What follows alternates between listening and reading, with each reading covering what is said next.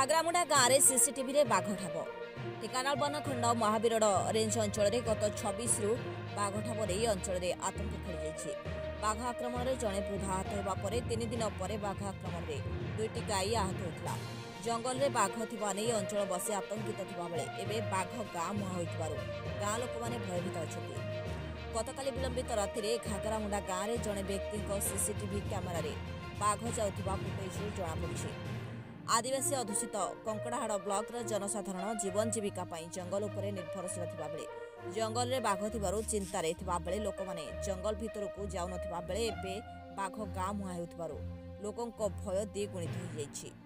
ए संक्रांत में महावीरड़ रेंज अधिकारी हरेश किसान कहते घागरामुंडा गाँव में ठाब होइथिबा एक वन्य जंतु बाघ होई पारे कि अनुमान करा जाउछि।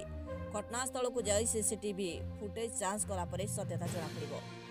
लोक मैंने भयभीत न होगा डाकबाजी जंत्र द्वारा सचेतन कर ढेकानाल कामाख्यानगर बिंदुसागर पात्र रिपोर्ट न्यूज 13।